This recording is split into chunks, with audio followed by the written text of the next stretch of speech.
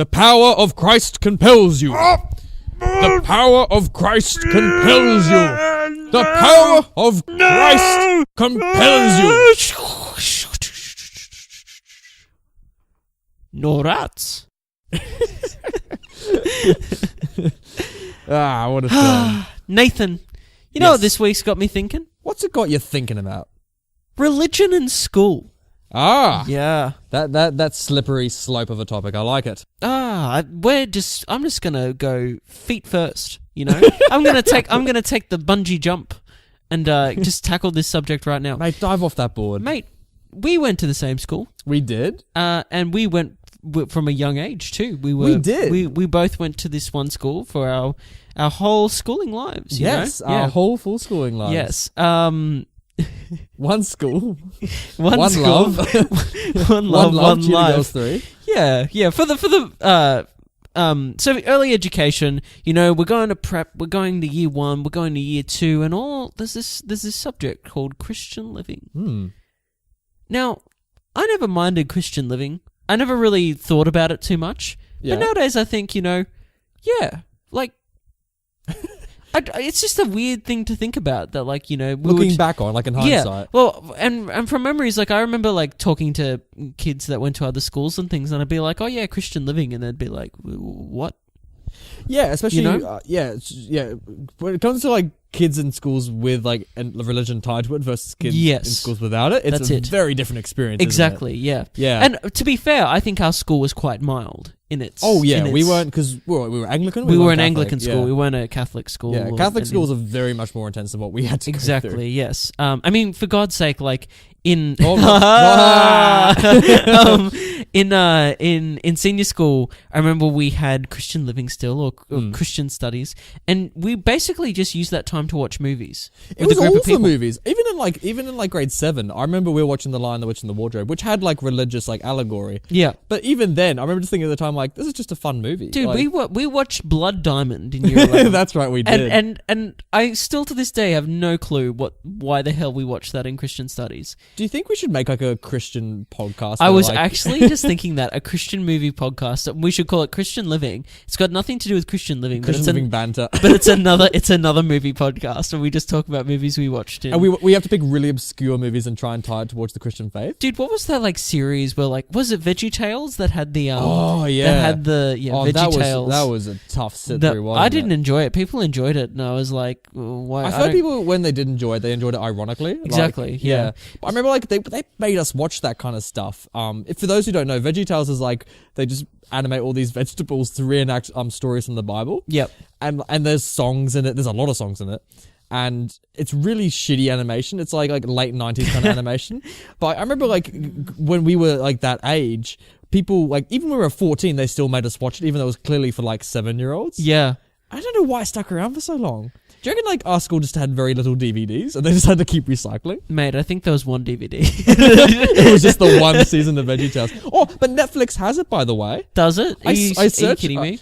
Okay, I did it for, like, humorous purposes, but I'm like, I wonder if Netflix has VeggieTales. I must have been drunk one night and I just put on Netflix and I searched it, and it's there. That's fascinating. Yeah. Gosh, well, everyone, you know, shout out to VeggieTales. Shout out to VeggieTales. Go watch it for 10 seconds in total and then just turn it off. Yeah.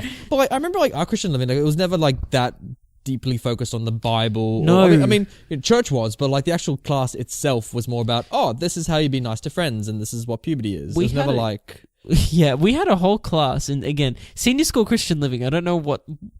We had a whole class that was basically, we learnt about religious cults.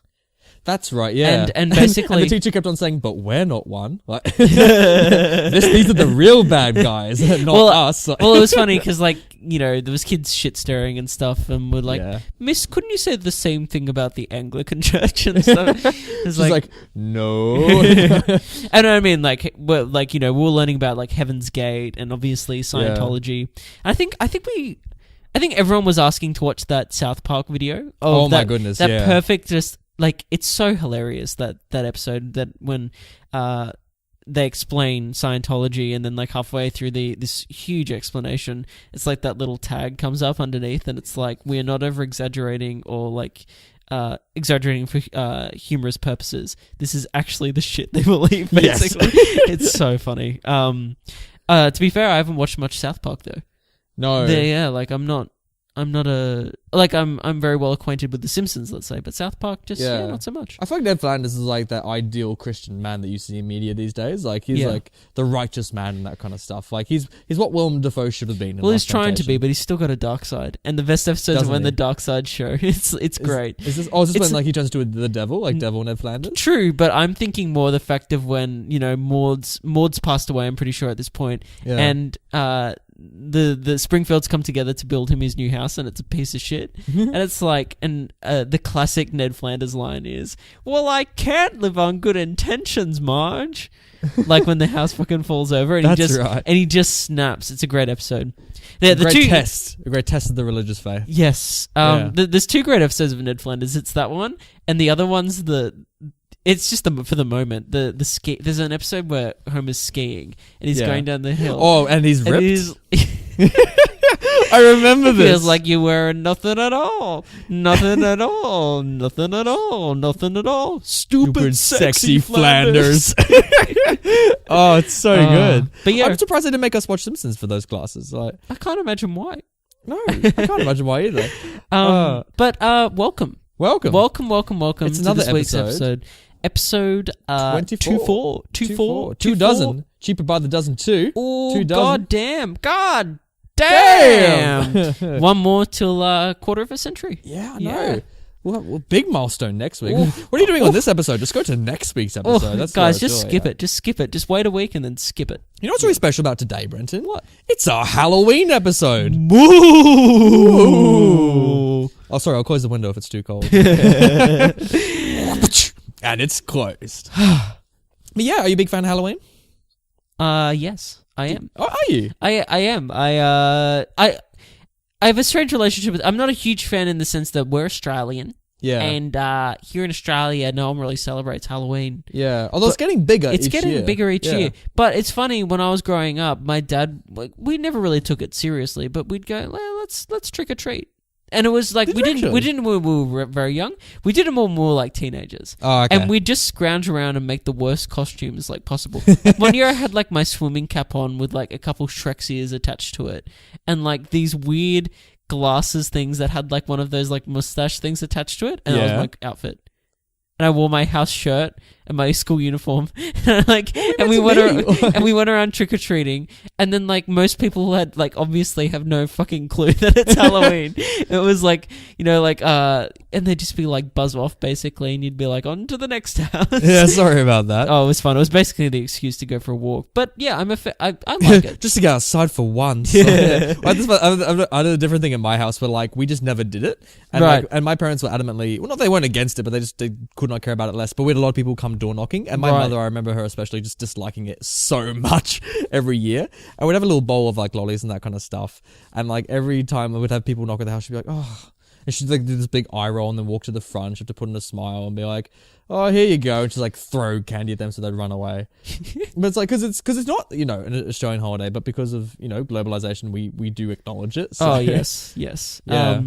But it's fun. I remember in high school parties, like Halloween parties were where it was at. That was like the main thing. Yeah, Halloween parties are the thing. It's like they are the thing. They're pretty good. Yeah. It's like let's all get dressed up. Yeah, no, let's have a costume party.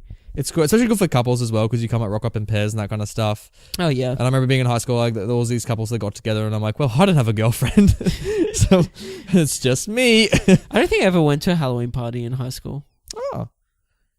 Oh, that's right. I never invited you. That's right. Oh, yeah. Anyway, episode 24. 24, yeah. The reason I was talking about religion and we're talking about Halloween, and to celebrate both of these. These amazing films. We're bringing them both together. We're going to repeat our episode of Halloween. The Exorcist.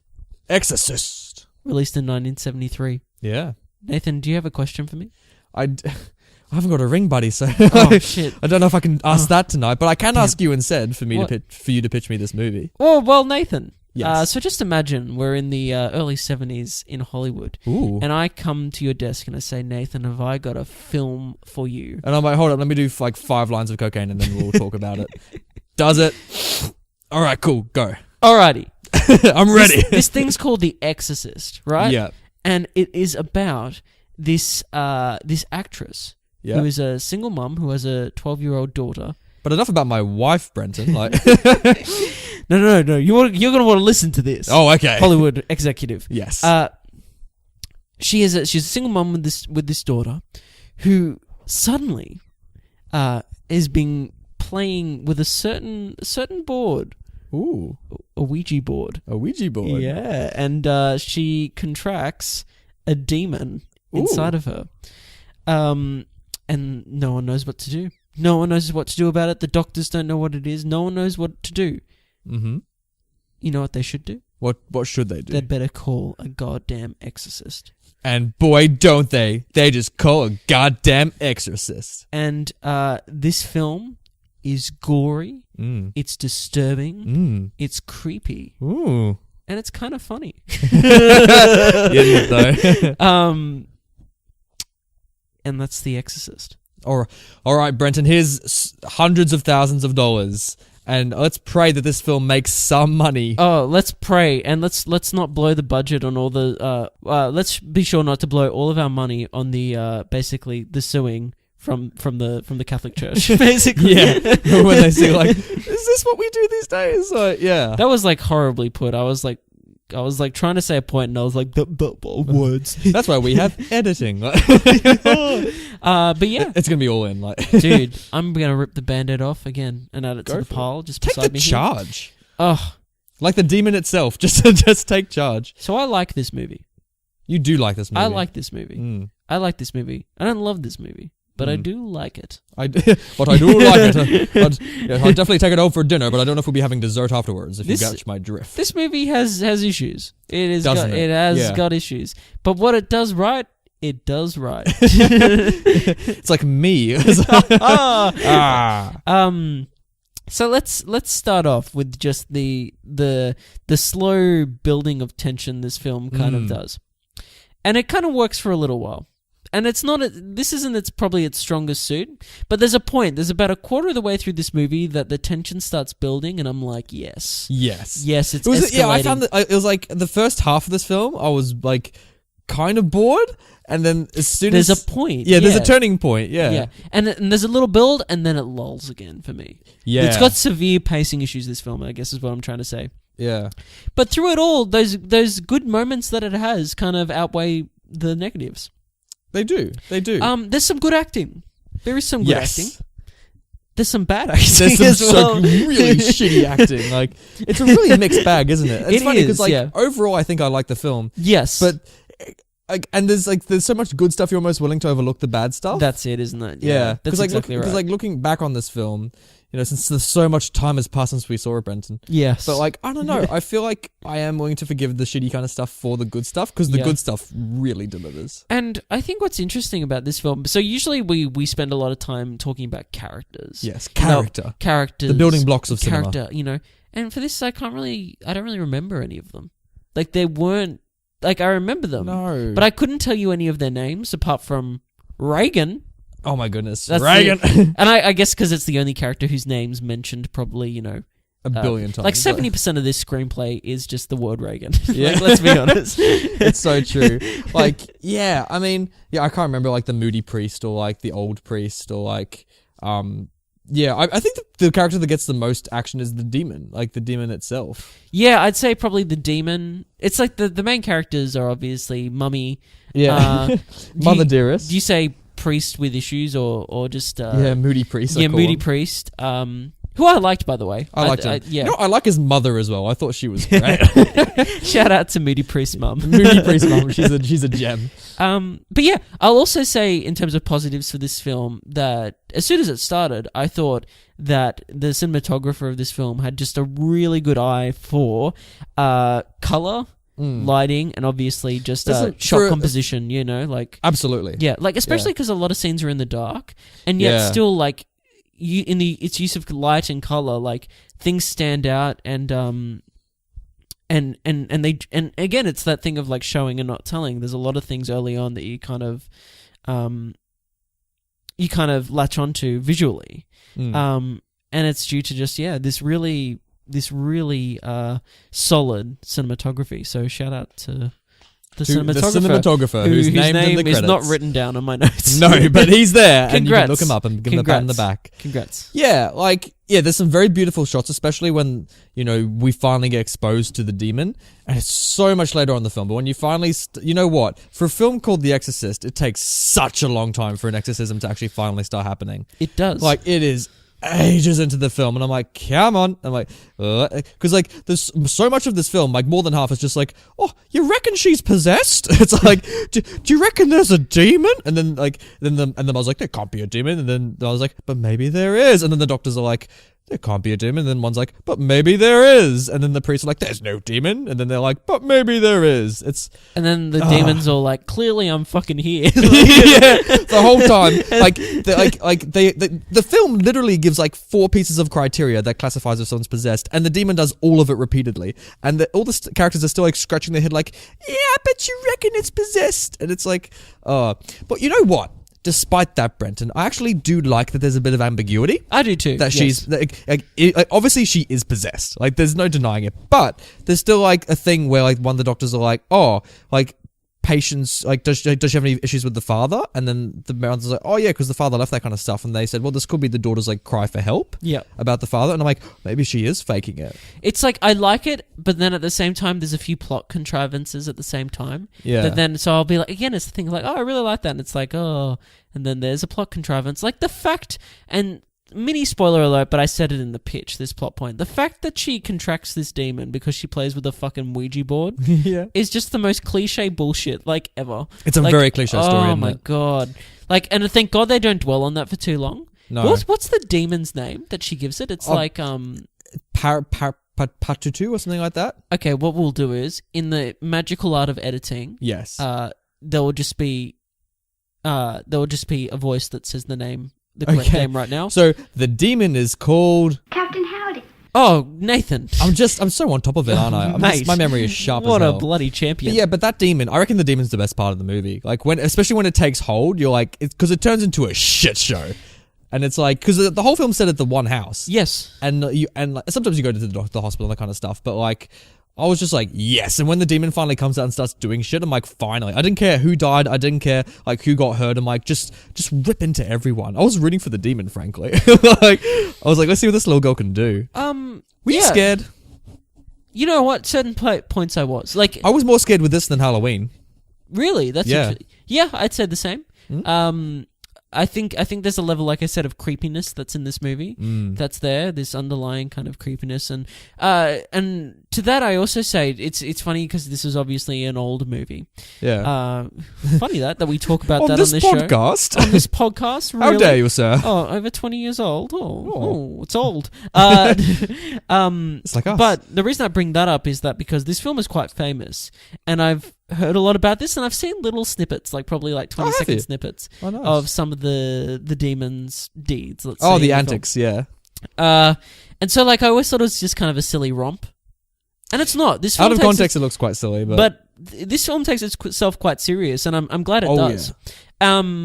I wish it took it a step further and we really got into some of these characters a bit more. In saying that, there is, these characters are characterized, but again, it's just I'd like to see it executed maybe a bit better and maybe just take that extra step. So I get to know Moody, we're just going to call him Moody Priest a bit more. And I get to know her Although there were scenes with him that I didn't really want. The scene with him boxing, I'm who cares if he boxes? I thought that was interesting. Really? I liked that was just this. I thought that was characterful. It was a side to his character, and that he's on that running track, and then the lieutenant or whatever, he comes on up and he's like, are you that priest? Yeah, I am. You know how I know? Because they said you look like a boxer. You look like a boxer. And to that, I was thinking I had flashbacks to our Rocky episodes. We're expecting Rocky just to rock up, just dude, he looks like a distant cousin of Rocky. Dude, I would love to see Rocky just cameo in this film. Holy and just crap. beat the shit out of the girl. You know how in horror movies, how they have Freddy versus Jason? Yeah. The Exorcist girl versus Rocky. Oh my god. I would pay all the money to see that film. Or maybe just it's Adrian that's possessed and he's oh no. Oh no. And that makes it morally ambiguous. But what can he do? Because it's Adrian. And she's your mother sucks cocks. And then he's oh no. So yeah, again, like, this is one of those films I don't have much to say really about in terms of non-spoilers. No, I think there's like little moments you can talk about, but I think like overall, like, there's nothing that stands out so much that would make it a yay or nay film. I feel like it's just like a combination of all these things that make you want to do it or not. And a couple of the moments I want to talk about are like, that's a good moment, spoil certain things, so I'm not obviously going to get into it. But I think the way you started this conversation after I rambled on for a little bit just put it best. It's like, this film is a mixed bag, but it has some good moments that outweigh some of those more negative. It sounds like you're segueing towards the rating. I am. It's funny you mentioned that, because that's exactly what I was doing. Oh, then continue, sir. So I'm going to stick with my gut and give this a thumbs up. But just know that it's... I'll say this. In terms of Thursday night, you're out with your mates and stuff, and you want to put on a horror flick, and you're like, Exorcist pops up. This is a good time. This is a good time. Maybe skip the middle bit, but... I say just skip the first half. Like, yeah, sure. And, like, wait for them to be like, oh yeah, she is possessed, and then they get the priest. Like, I'd say wait till she's in the first scene at the doctor's. Yeah. That's perfect. Because Yeah. you don't need we'll talk about the party and we like. No, well, yeah, exactly. Yeah. But yeah. So it's a good time. Yeah, I think. Is it good? Like, is this better than Halloween? No, God, no, it's not. You know, I think I had more fun with this than Halloween. Really? I had way more fun with Halloween. I think, you know why? I think because it's more vulgar than Halloween. Maybe. I don't, but I still wouldn't call this film, like I said, it's fun if you're with your mates and like maybe you're a little intoxicated or whatever. Yeah. Like, you're going to find elements of this film funny. Yeah. But this film I was laughing at points. But this film still takes itself so seriously that it's hard to... Sometimes it's hard to laugh. Would you play this in Christian Living? No. Oh, well, that kills that idea, doesn't it? You just said you were rooting for the demon. Actually, yeah, that's quite true. I think it's quite the opposite then. Like, and like this, yeah. So, I'm actually on the fence about this. Would an average? Yes. It doesn't say much. That's probably one thing I don't really like that much about it. Like, it doesn't really say much about the Catholic faith or like about, I don't know, demons or anything like that. Like, there's a thing about trauma maybe talking between your family members. Like, there's another sister in the movie who does nothing the whole film. Yeah, like, I think this film's probably... It thinks it's saying more than what it's actually saying. Yeah. Maybe. Yeah. Which I like, you know, I think it's well made, but yeah. But you know what? Overall, I did have fun with it. And I think... Yeah, expect a slow film for the first half, then it gets really fucking good after. So, like, wait through it. But so maybe just like chat with your mates for the first hour and then actually pay attention the second half. I'd put it more like it's a slow first quarter. The second quarter's building, and you're like, oh yeah, we're heading to we're like, it's picking up. The third quarter is like the slowest part of the film. Oh, it's so slow. And then so many scenes with the mothers, just like, oh, what do I do? No one's helping me. It's like, it'll come. Just calm down. And it's like, oh, but my daughter. And the daughter's like, fuck you. And then goes, blah. And it's just like, oh, shut up. Sounds like we need to get to some spoilers now. Yeah. Because that was a pretty good summation of the plot. Do you know where I want to start with these spoilers? I want to immediately start with like the shit this girl does. Because this girl does some wild ass shit that I love. Everything that the demon does, I'm a huge fan. And I'm like, A+ film. Some of it, like, again, like, I'd seen, like, a couple 20-second clips of this shit. Yeah. And I was like, oh, that's hilarious. Oh, see, it wasn't a surprise for you. But, like, no, I hadn't seen all of it. I hadn't seen all of it. Did you see the spider walk scene? I had seen the spider walk scene. I was like, that's fucked. Because it comes out of nowhere. In the context, it's really fucked up. Again, like, there's some of it that is admittedly, like, funny, and like, I guess today it's probably more funny than it was back then. Yeah, like the vomit I was laughing at, like when she vomits on the priest's face and he's like, ugh. But some of it is like genuinely like disturbing. Yeah. And that's all I guess gets... the girl just kind of goes for it, this actress, this young girl. And what's so funny about the film, like, she goes from 0 to 100 out of nowhere. Yeah. Because I didn't know that the girl was going to get possessed in this film. And so they're at the doctor's and I'm like, oh, okay, yeah, whatever. Because I thought maybe the mum might get possessed or something like that. And then, like, the doctor's like, oh, your daughter's been swearing. And then you as an audience member is like, ooh. And then, like, she's been swearing. And then, like, he says some of the swear words. And the mother's, like, amused by it. She's like, yeah, ho, my silly girl. Well, it's so, like, unbelievable, I guess, for the mother. But then, like, some of the swears that this girl says are, like, it's filthy stuff. I'd also like to say, though, I feel like this is achieved as well because I hated the daughter at the start of the film.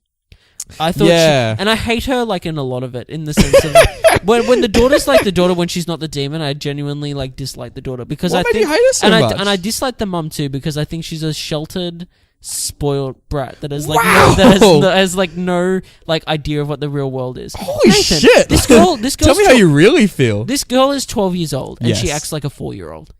This is my Can point. you give some evidence behind those statements? Like what? Okay, this is her first scene. Where's my notes? Sorry. Brett is just getting out his clipboard and white lab coat, and he's let like, me check. When I wrote this down, I said this is my okay. This is like one of my first notes. The little girl is so annoying. I hope she's the one that gets possessed.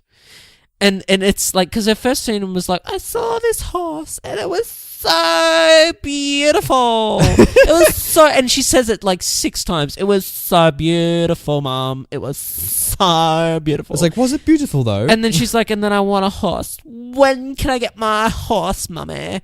Well, we're in Washington. Yeah, but when? And it's like, okay. And she's not whiny, but she's just like, it's like she's like on another planet. Like no human 12-year-old like acts like this. Like, and then she gets possessed, and that was great. I know. But it was also the scene in the bath. She's 12 years old, and she's fully naked in the bath. Yes. And her mum is bathing her. Yes. If I was 12 years old and my mum was bathing me in the bath, I'd be like, what the fuck? Look, you know what I mean? Like, it's a very, it's, I think it's intentional. Yeah. I think that because like the relationship is mother's very being overly intentional. motherly. That's like That's why she freaks exactly out. right. Yeah. And also, I That's guess it goes, unsettling, isn't it? yeah, I guess it goes like it's showing her body as well because we see her like kind of mutilated body as well, like later on, and then also it's a strange relationship. I think is the point. Yeah. But And like the mother forgives anything. Like there's there's the dinner party scene where like the little girl just comes downstairs and she's standing in front of the guests and they're like, oh, they're all singing around the piano, all jollily and gay. And then the guy comes down, then she just like urinates in front of all of them, and they're like, ooh. she's like, I hope you die, and then pisses on the floor. Yeah. Yeah. And the mother's like, oh, that's enough of that. She just like, she acts as though it's like, oh, she's a little bit foul mouthed, isn't she? Hoo, hoo, hoo. And Yeah, you're like, she's like to the guy, oh, like, yeah, sorry about that. She's just been sick lately. you're like, is that very sick? Also, with that dinner party scene, what's with the random guy calling the doctor a Nazi? There's like a really drunk director, the director of the film. Yes, yeah. Why is that in the movie? Why not? This is so random. I'm just watching that because the movie dedicates a lot of time to it. Where like there's like 3 scenes where he's in the kitchen, that kind of stuff. He just keeps on calling the guy a Nazi.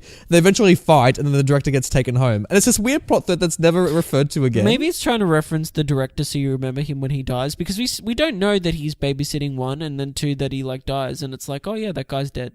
Yeah. He's the guy that gets pushed out the window. So maybe it's because he calls that guy a Nazi when he clearly wasn't. That makes us to be like, oh yeah, he deserves to be pushed out of a window. Like, No, I don't think it's that. I think it's more the fact of, oh yeah, like he's this guy, he still exists. Remember him? Oh yeah. Because we're gonna kill him off later. So what's the film that they're making as well? Like I on don't the know. college cat. It's such a weird film that they're filming. I don't Like, know. Oh yeah, I have a note here that says, oh please fuck off with the Ouija board. Like, just get it out of the film. Maybe It does not need to be here. no. I reckon that I don't think they need to explain why the daughter was possessed. I think she just had to be possessed. Well, especially because they take so long with the setup that's overseas at the very start. The opening scene with yeah, Max why do von we Sydow. see Iran? And so, like, for me, it was like, all right, so they've kind of unleashed this demon, and then it's obviously just going to attach to someone in the human race. So, like, that was enough for me. I didn't need her to call it to her with the Ouija board. No, because this film goes for like 2 hours, so it could have been like an hour and a half easy. Dude, I said, one of my first notes, again, is at least 10 of the first 20 minutes could just be cut. Can you make like your own edit, Brenton, and put it on the internet? Just so Dude, I want to do a fan edit. You know how people do like fan edits of films? Oh, yeah. I'll do one of the You can Exorcist. do- Why not? We'll spin it off. Like we'll call it a banter edit, just so. It'll be a short film, basically. But It'll just be like 3 scenes of the demon stitched together, and it's like, oh, I love it. You know what was really scary about this film? Like what terrified me was the hospital. Like 1970s hospitals are scary as hell. Dude, all those needles and shit. Oh my god. Fuck that. That would, I'm like, nah. Like, especially when like her brain is scanned, it's like, and like she's next to this huge whirring machine, and I'm like, I would act possessed just to get out of that situation. Getting like a needle straight into your neck. Oh my god, Going straight that was into the bloodstream, which like happens. Like, you know, if you got to get something straight in there. But I was like, holy shit, and like, because I don't like hospitals these days, but hospitals then, like, dude, I can deal with the scene.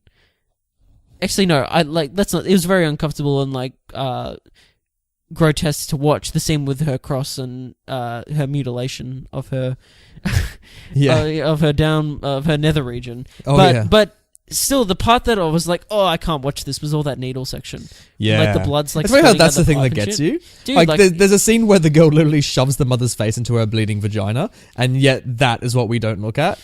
I will still say that was grotesque and like awful. Like, and I was like, it's really perverted, isn't this film? Like, It's God, fucked the up, things that was thought of. Like, I know it's based on a novel, and like the mix between like sexualization and violence, and then like it's just. and then like obviously like motherly love and No. and What did you reckon of the girl's voice and makeup? What did you think? What about that demon's voice? What did you think of that? there was a point where that her makeup was genuinely terrifying. And then it kind of went too far towards the end of it, I thought. I think it got comical. Like, Yeah, it was, and it wasn't intentionally. Like it was still made sense. Like, but there was a point where it's probably halfway to 3/4 done, where her transformation, where she gets to, Yeah. that you're like, oh shit, that's like, and it was probably that scene with the cross, like after that scene where she's got all the cuts all over her face, where she's, you know, like, you know what? I was terrified when you found the help me scars.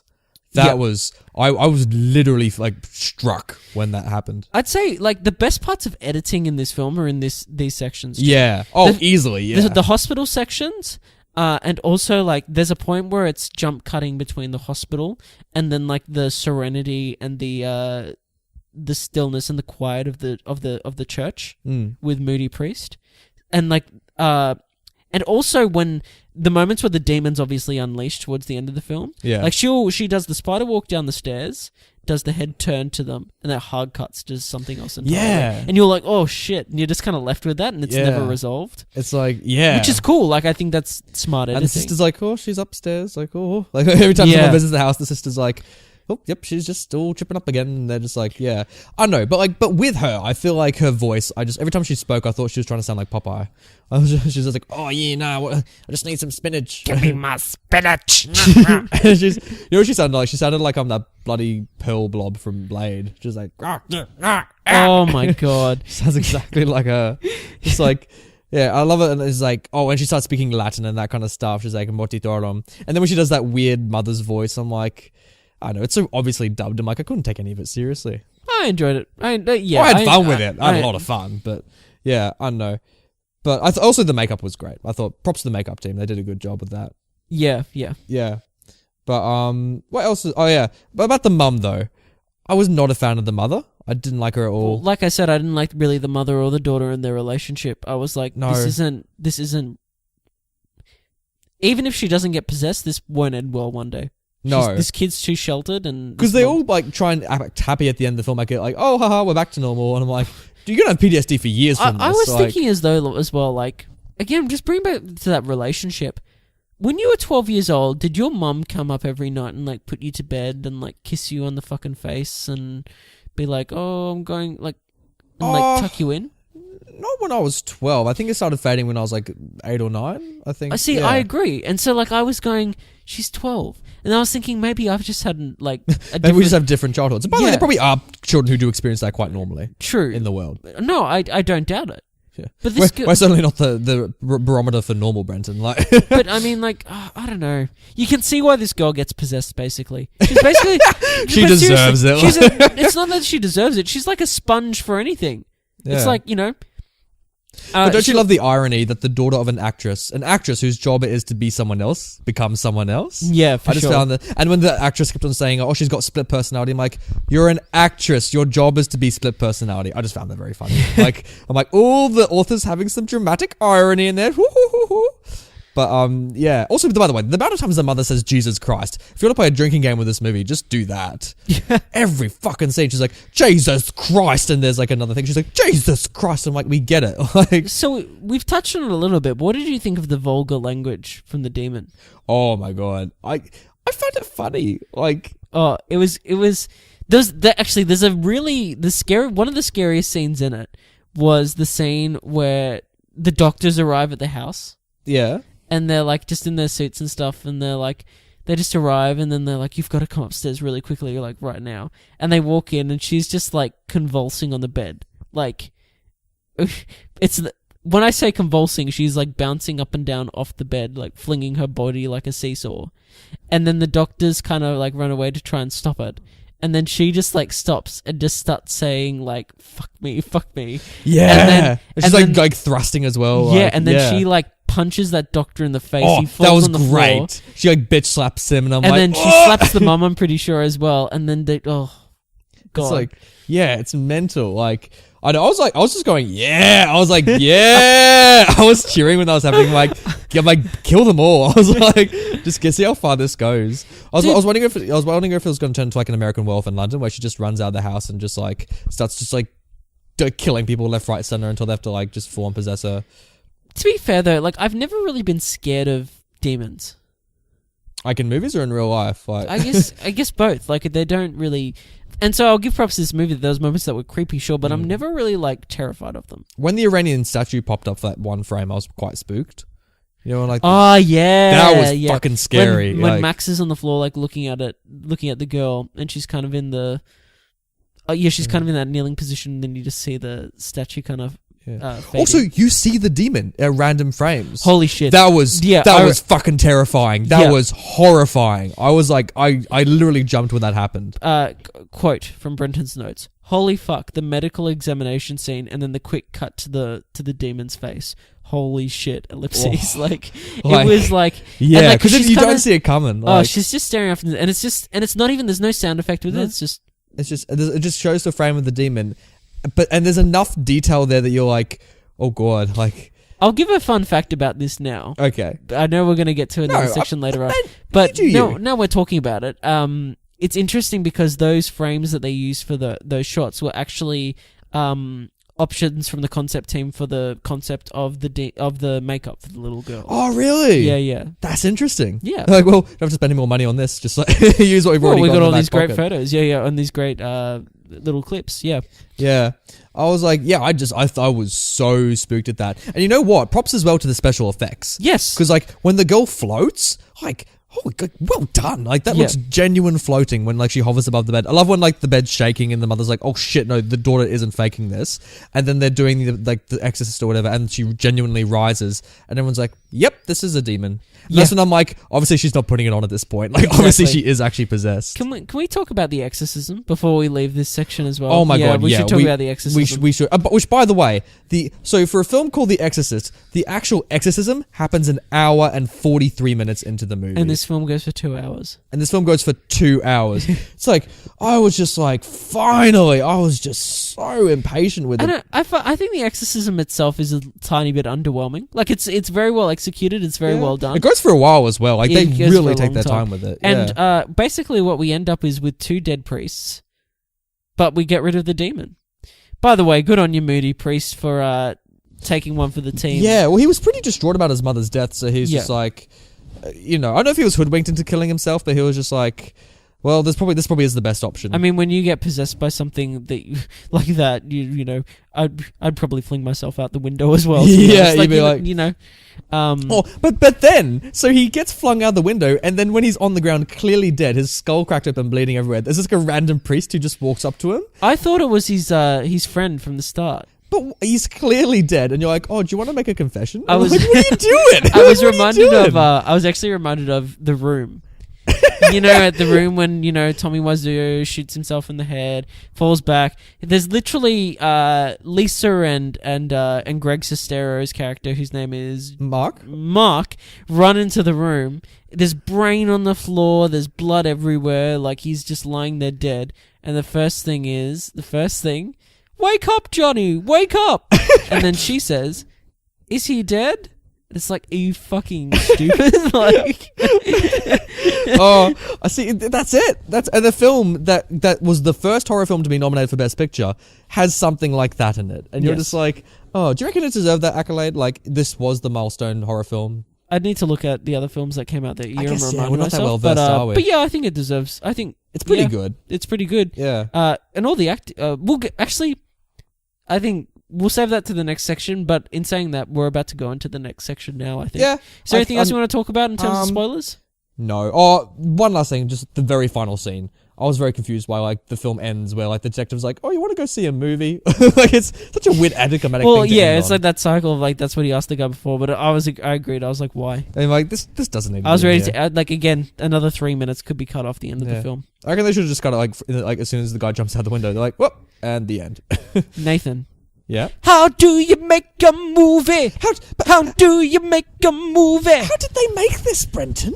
Let me tell you. All right. So let's talk about Academy Award nominations, seeing as we were just talking about We were just on that. Uh, Segueing like hell today, mate. Holy shit, dude. Well done. I'm literally on a Segway and I'm just running around the room. at the Hell moment. myself. Like, well done. So it had 3 acting nominations as well. Yeah. For the mum, Yeah. Moody Priest, Yeah. Moody Priest, Yep. and the girl. Oh, the girl got nominated. Yeah, the young girl. Good on For her. supporting Yeah, actress. Yeah.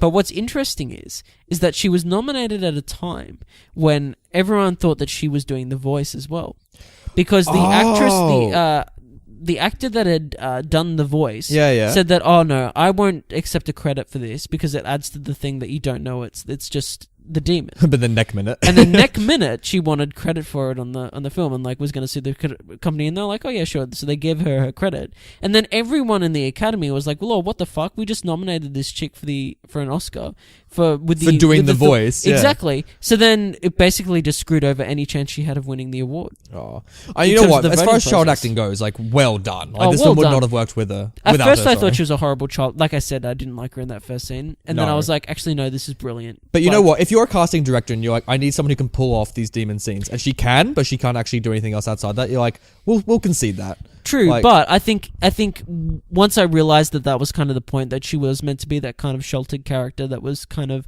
didn't really have like, she wasn't really socially mature. No. So yeah, You're really ripping into this girl. Oh, dude, but I think it was a good performance. I said I don't like the Tweet character. us and tell us your vendettas against little girls. I think that like I don't like the character. Because I think and it's probably that I don't like the mum more than I don't like the little girl, because the mum's the reason the girl's like this. Yeah.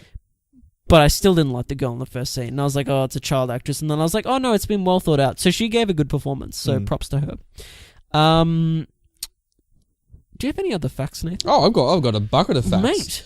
So when it comes to that little girl, actually, people who are up for the parts, there's a lot of actually people who are up for various parts for this film, but one that really stuck out for me is that, you know, the original Willy Wonka film? Yes. So Violet Beauregarde was like in line to play this role. Oh, really? Yeah, she was. And it makes me wish that she had, just so like we get some weird Charlie and the Chocolate Factory crossover, where like suddenly Violet Beauregarde, she gets like exiled from the factory, she goes back to her house, and then she suddenly gets like possessed by some demonic thing. Wow. And only like Wonka chocolate will cure her. Like, it's just some weird like spin-off sequel to Roald Dahl's work. I think I have a little fact about casting for that role as well. Ooh. So you know the Jamie Lee Curtis, I believe. Oh, Halloween's own Jamie Lee Curtis. Yeah, we're bringing Halloween back. She was up for she wanted to, you know, I think she was either considered for the role or she wanted to go for the role. Yeah. But her mother said, fuck no. Like, you're not doing this, or like, not That's going interesting, for because this would have been before Halloween, wouldn't it? It would have been, yeah. So she had nothing to her name yet. And she was, or maybe she probably did. Yeah. But like, that's interesting. And her mother was like, no, young Jamie Lee Curtis. Would it be great if this was set in the same continuity as Halloween? Like, oh, dude. Like, the girl gets possessed, she moves to a new town, then poor suddenly girl. Mike Myers Like, comes after her. She's pretty unlucky. Yeah, she's like, oh gosh. That'd be great though. I wish there was some cool cinematic universe. Speaking of casting as well, Oh, yeah. Jack Nicholson was up for the part of the Moody Priest originally. Oh, or I Father wish. Karaz, I believe his name is. But here's the thing, he is the demon. So like, it would Yeah, have been... but this is the thing. William Friedkin, the director, thought he was too unholy to ever play a priest. And he was right. That's fantastic. I swear, like, Nicholson has played a priest at some point. Like, I feel he has too. yeah. Oh, good on him. Obviously, it was the Joker, wasn't it? Oh, by the way, we never mentioned this in spoilers, but great line: "The power of Christ compels you." Like, iconic line, probably the most famous line from the It is, yes. movie. Great, really great moment. They've said it like 100 times and you love it every time.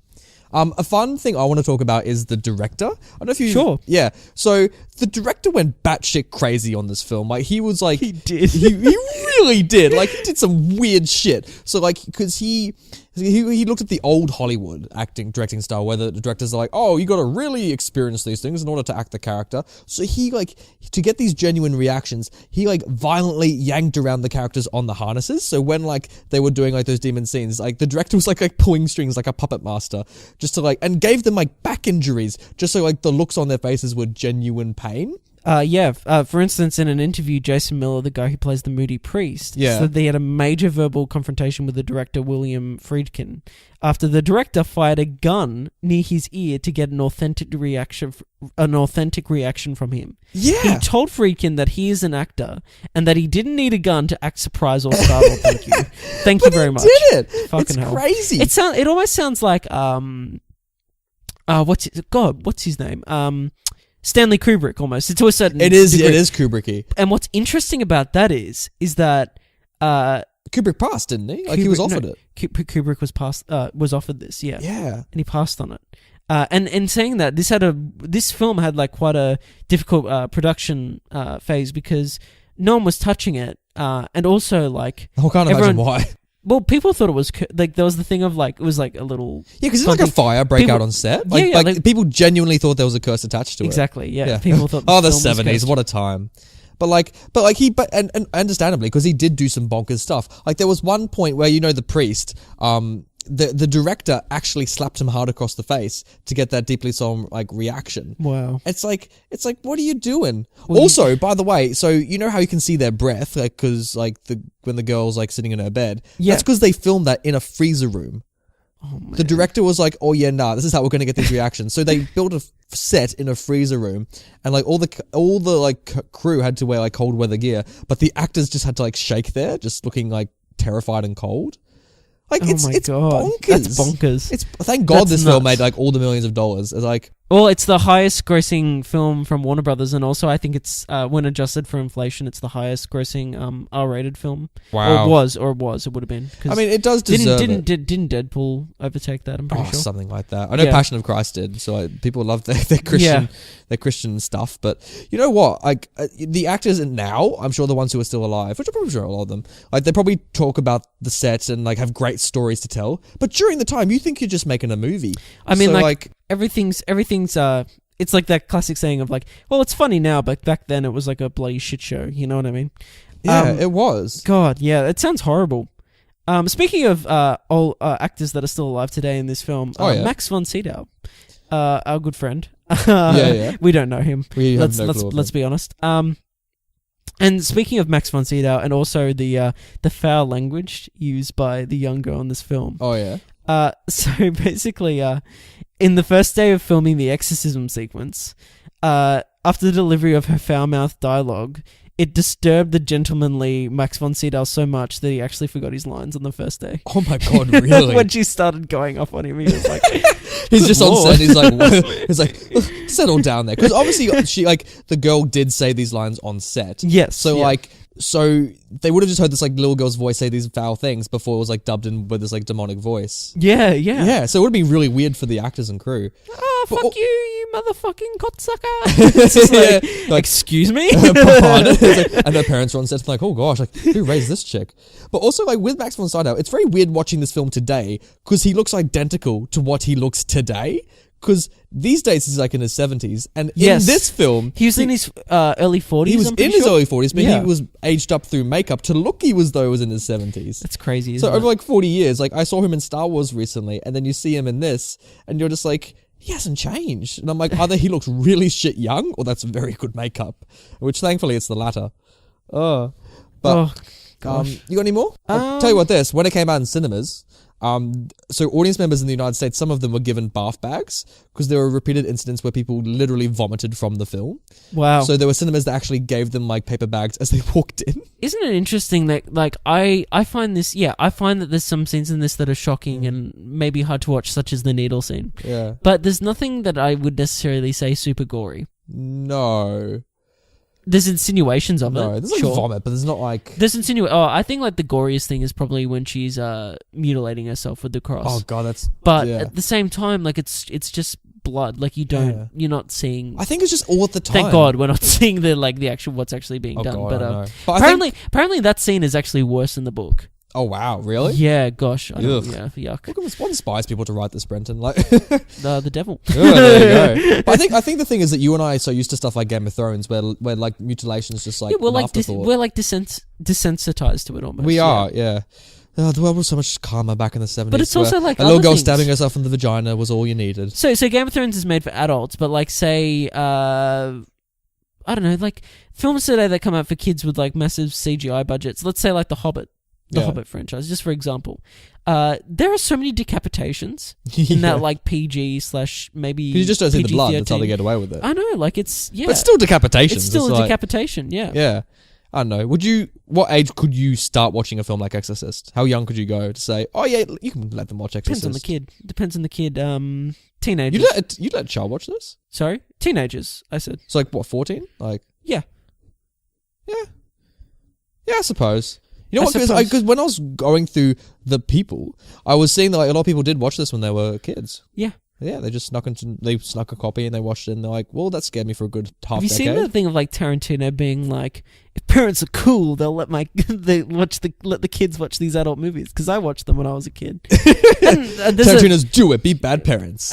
But hey, as a kid that had bad parents. Yeah, you turned out alright, didn't you? Yeah, I turned out alright.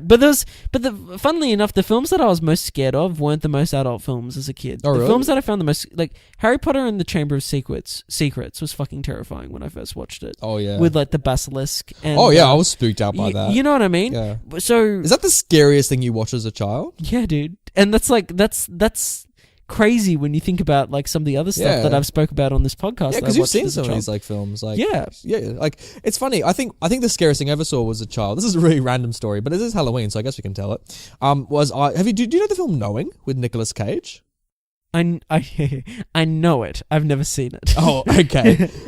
Quick tangent on Knowing. So like when my sister and I, when it came out like in 07 or something like that, it's a film where Nicolas Cage what is it about? It's like he finds a time capsule that has all these predictions about how the world will end. Right. And it's because there's this alien race who like communicate through this little girl who wrote these predictions, and like now Nicolas Cage's daughter gets haunted and she can see the aliens in the forest. Right. And she calls them the Whisper People, and you can hear them going in her head, and it's fucking terrifying. Like, because they have a cabin in the middle of the woods, and like the girl like looks out of her window to the forest, and you can see men in suits just standing there pointing at her, and it is horrifying. Wow. I think it would have been like 13. My sister was 10, and Dad's like, "Oh, a Nicolas Cage film. Let's go see this." Yeah. So all the trailers like showed the plane crash, thinking like it'd be like an action kind of film, and we sat through the whole film, literally like covering our eyes, just like weeping because we were that scared of the film.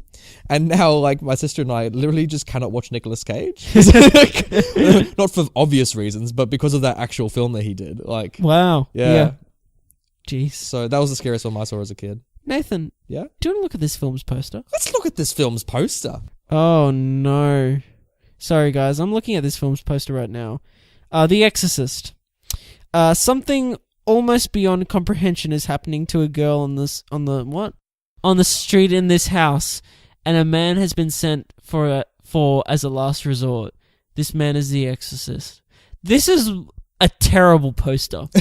This poster is fucking atrocious. Why, Brenton? Sorry, it is so bad. Like, and this is gonna lead into title talk as well. Okay. Why is this film called The Exorcist? Should we just do both segments at Let's once? do it. Title talk as well. What? Like, because let's be honest. The actual Exorcist himself is only in the film for like the last 10 minutes. Well, both Exorcists are both supporting characters, I would say. Yeah. Would you agree? Yes. Oh, yes. So I don't get why it's called The Exorcist. No, It maybe could be called The Exorcism. Yeah, exactly. But there was an Exorcist in Exorcist. I will give the film that. I tell you what would make this poster. So this poster, by the way, for our listeners, for those listeners who aren't looking, it's a silhouette of a moody priest with a briefcase standing on the street looking under a up to the lamppost. house.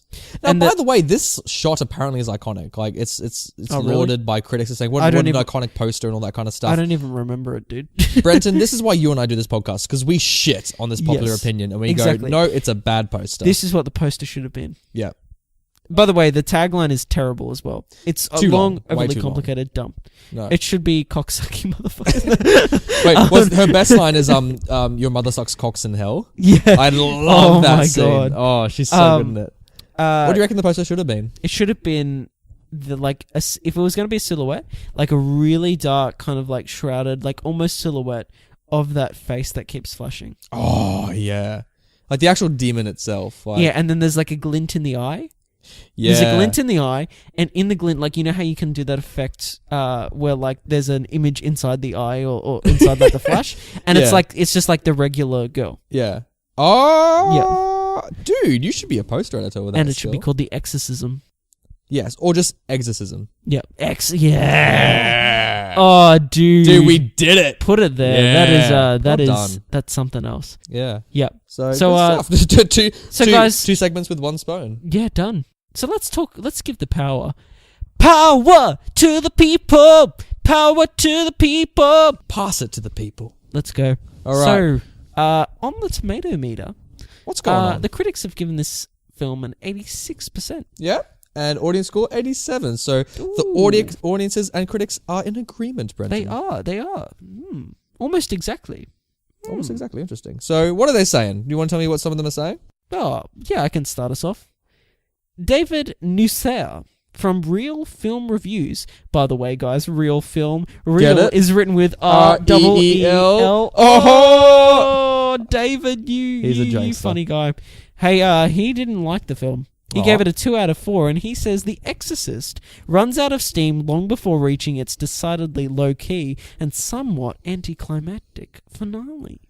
Yeah, I agree with this. I would have loved this film if it was just like 4 exorcisms back to back. Like they just have different attempts. They use different strategies. Like they get like a fire hose worth of holy water and they just like spray her off the bed.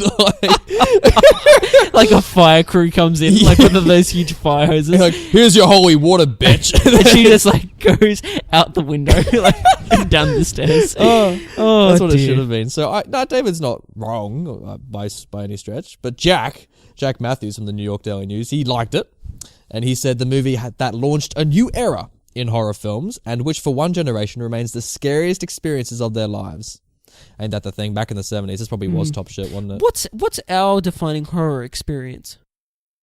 Paranormal Activity? I was No. going to say it's probably that, but Yeah. I actually don't think Paranormal Activity is that I scary. remember that being the scariest growing up, though. I mean, Get Out's probably the best, but it's not the scariest. But also, we're grown up now, so like, I don't know, like in the 2000s, what was like the horror film everyone was talking about? Saw, maybe? But Saw's a thriller. It's not really a... I'm sure there's a very obvious answer that all the listeners are just screaming at us right now. Like, famous horror film from the 2000s. Hey guys, there's this wonderful invention called Twitter. You should Yeah. totally tweet at us. Please let us know so we can be reminded how much of idiots we are. We don't know any horror films. Like, I didn't watch that many horror films growing up. Like, I don't know. I can't recall any. But I remember at school, the one that was talked about the most was Paranormal Activity. Interesting. Yeah. Oh, I think in the 2010s, people talk a lot about Purge. Oh yeah, is that a horror film though? Yeah, you kidding? That's proper horror. I haven't seen There's it. jump scares in it. I can't judge. But remember, with the horror genre, though, that there's so much shit compared to the good ones. Like, the ratio is crazy. Exactly. So Michael Wilmington from the Chicago Tribune, Mm-hmm. he liked it. He said The Exorcist, like most memorable horrible movies, Hollywood movies, gains its power from the way it mixes opposites: new style realism and sexual radicalism, old style. Oh my god, Nathan just adjusted something so I could actually see the whole of this review, because I got to the end of the line and I was like, this makes no sense. So Michael, I'm very sorry, but I'm going to say your whole review again. Oh my And God. the power of editing, we might cut this out. Who knows? The Exorcist, like most memorable Hollywood movies, gains its power from the way it mixes opposites: new style realism and sexual radicalism, old style horror and religion. Michael's got some points. Michael, you're the man. That's the thing, like he's got sexual radicalism. Yeah, it's like sexually perverted and that kind of stuff. Old style horror and religion. Like, yeah, I like that. There's like the other of like, you know, like the Catholics were right. Like, we do have demons in our world and that kind of stuff. Oh, you know what I loved as well? When the doctor first says, "Oh, you could get an exorcism." Like when the idea is very first posited. Yes. I love that scene because the doctor's just like, oh, hey, he's so chill about the way he explains it. He's like, hey, he explains it so like rationally. Like, some people, they think they're possessed exorcisms have shown that, like, if they think they're possessed, maybe they'll think they're not possessed anymore. Yeah. Like, he makes it sound so, it's not like all the characters are like, wait a minute, there's demons? What are you talking about? You're cuckoo. He's just like, no, this is a thing some people do. Yeah. Obviously it's not real, but hey, it can work sometimes. That scene was a great scene. Yeah. Great scene. Agreed. Yeah. But, yeah, so the realism, which is what Michael's on about, I agree with completely. Yes. Yeah. All right. Good on you, Michael. Good on you, Michael. Well, Ismail Shenhaji wrote on YouTube, the question is, why does the ghost have Hitler's voice? Did it sound like Hitler? Look, I didn't know Hitler personally. No. No. Do you wish it sounded like Hitler? Like, the girl just opens up her mouth and she's like, Let's speak Bayern. She's like, Deutschland. And she's just, It's an interesting thought. it's like, wow, the demon's been around. Like, it's just... Hey, Lily N. Lily N gave it 3 stars. And she says, when I saw this movie, it had no effect on me. Just was a normal movie, in my opinion. To be honest, I am pretty shocked at most people's reviews. This movie was okay. The acting was amazing, but the horror in this, I would give probably a 6 out of 10. Not really sure what people are creeped out and traumatized about. I see where she's coming from, Yeah. but I think there was enough in this to be, like you said, you thought this was scarier than Halloween. I did. Oh, definitely found it scary in Halloween. I Yes. guess because, like, they're all such idiots in Halloween. One thing I love about all the characters in this film is that they act actually logically. They do, yes. Like, except for maybe when the mother goes to the attic early in the film. It's like, obviously don't go to the scary attic, but, like, apart from that, like, everyone's like, no, let's go to a hospital, get experts, diagnose the problem, fix it. Exactly, yeah. Good on you, movie. Ms. Pause Ms. Pause on YouTube writes, me when I'm on my period. I have nothing else to say. No, except good on you, Ms. Pause. I'm glad you empathise with that. Hey, Guts 1981, also on YouTube. I've seen The Exorcist about 167 times. Jeez, mate, what the? Well, that's very specific, and okay. And it keeps getting funnier every single time I see it. Yeah. Good on you, Guts. See, now that we know the spooks, I feel like we probably would find it more funny the more we watch it. Oh, for sure, man. So maybe I would definitely recommend this film if you've all seen The Exorcist heaps and it's like your movie. Like, There's got to be like a montage on YouTube that's just all of those moments. just like just all the girl just going ape shit. Just like one after the other. yeah. Oh, it would have been great. Rupert Cornholio wrote, I love this movie because it doesn't rely heavily on jump scares like most shitty horror movies often do. This movie actually creeps me out. Totally agreed, Rupert. Yeah. My favorite horror movies are the ones without jump scares. Same. I can't stand them. Jump scares are just so cheap, dude. Hate them. Hate them like the Nazi demon. Mr. Misaligator, what a name, says, a Catholic priest? How can evil cast out evil? Ooh. Funny. Oh, funny. Yes. Funny, yes. funny. Oh, well, that's we gave the power to the people. And that's what they had to give back. Ooh. Yeah. It's a gift. It's an exchange. Ooh. I like it. But Nathan, Yeah.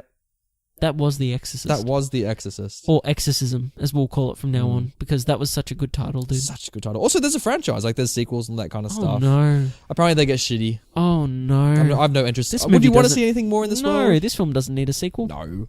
Great standalone film, isn't it? It is. Yeah.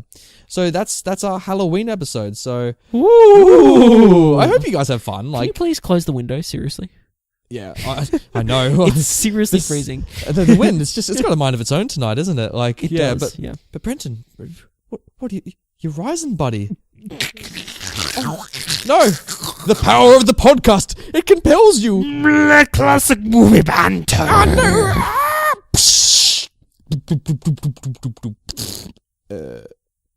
No rats.